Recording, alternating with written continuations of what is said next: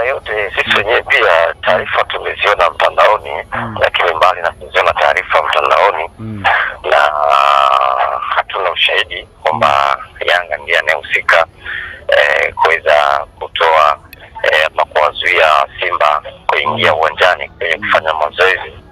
Bado ushahidi haujapatikana, lakini sisi wenyewe hizo taarifa tumeziona mtandaoni na tulijaribu kufuatilia kwa karibu zaidi ili kuweza kufahamu nini sintofahamu iliyoweza kujitokeza kuelekea katika mchezo ambao mchezo huo unatarajiwa kuchezwa siku hii ya leo. Na pia tumeiona barua ya Simba statement kueleza kile ambacho walichoweza kukutana nacho siku ya jana, na hii barua tumeisoma kwa karibu zaidi, lakini pia ndani ya barua wanashutumiwa mabouncer wa Yanga ndio ambao walioweza kuwagombea Simba kuweza kuingia katika uwanja Benjamin Mkapa kwa ajili ya kufanya mazoezi yake ya mwisho kuelekea katika mchezo husika ambao mchezo ulipaswa kuchezeka hii leo.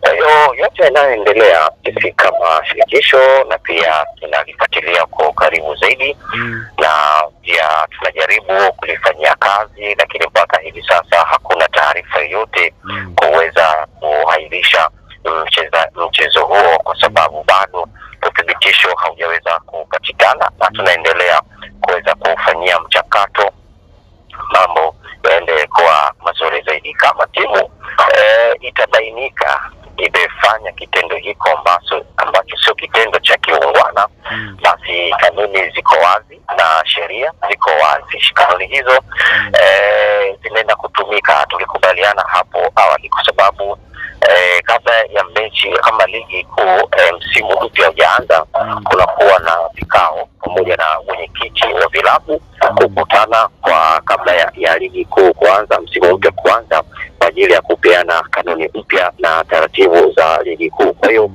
kanuni yoyote ambayo hivi sasa kama itaenda kutumika, basi ni makubaliano ya viongozi, mwenyekiti pamoja na viongozi wa klabu zote ambazo zinazoshiriki ligi kuu wamekubaliana na kanuni hizo. Kanuni inasemaje?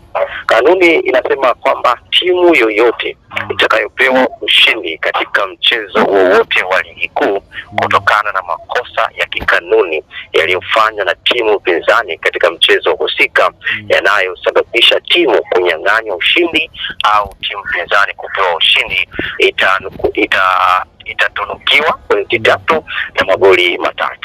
Timu mgeni itafanya mazoezi kwenye uwanja wa mechi angalau mara moja kabla siku ya mechi katika muda tarajiwa wa mchezo husika.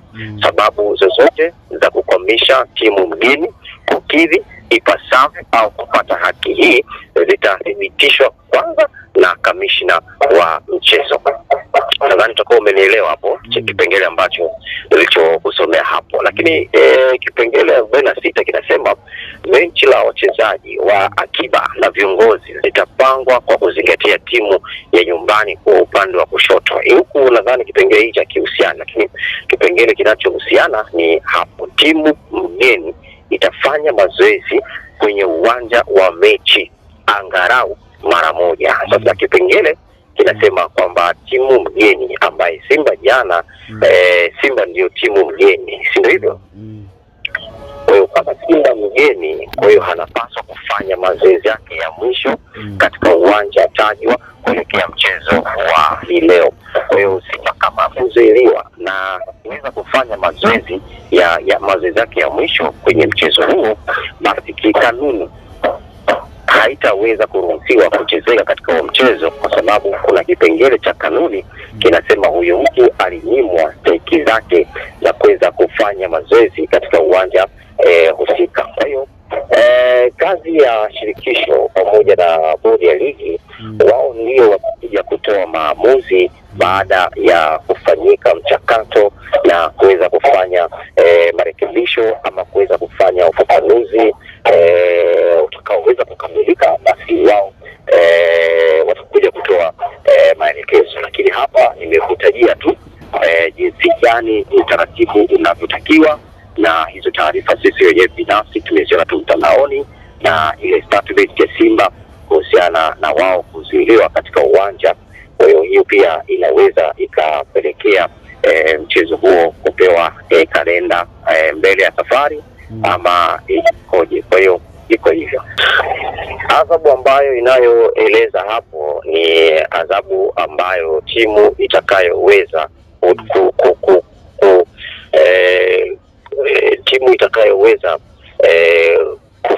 kufanya ikigundulika timu hiyo imeweza kusababisha timu mgeni asifanye mazoezi katika uwanja husika.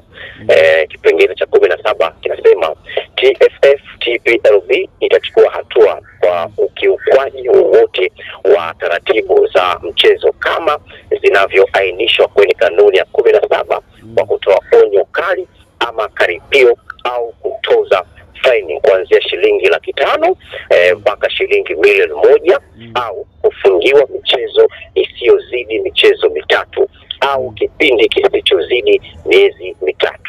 Faini kwa makosa yanayorudia itatozwa kati ya shilingi 1,000,000 na shilingi 500,000 kwa wachezaji, kiongozi au timu. Nadhani kwa umeelewa kipengele kinaposema hivyo. Kama itabainika timu ama kiongozi ama mchezaji kufanya tukio la aina hilo, basi kipengele kinasema, kipengele cha 17 kinaeleza kama yeye amegoma kurejea uwanjani, kanuni inaeleza kwamba timu yule ambaye atakayeweza kufika uwanjani atapewa alama 3 na magoli 3. Kama sababu ambazo wao watakazoainisha hizo sababu sio za msingi na sababu hazipo kwenye mashiko, basi timu itakayoweza kuwahi uwanjani atapewa ndani ya dakika 30, na baada ya hapo timu kama haijaja uwanjani, basi ile timu iliyokuwepo uwanjani takriban kwa dakika 30, basi timu hiyo itapewa alama 3 na magoli 3. Huo ndo taratibu.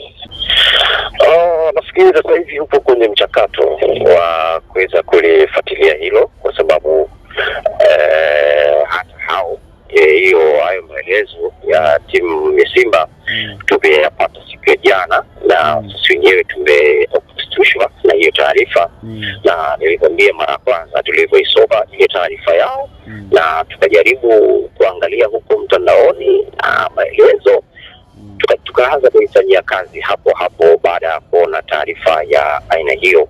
Lakini na imani hapo baadaye kila kitu kitaenda kuwa wazi zaidi, na kila kitu kitaenda kuwa vizuri zaidi kuelekea katika mchezo wa hii leo.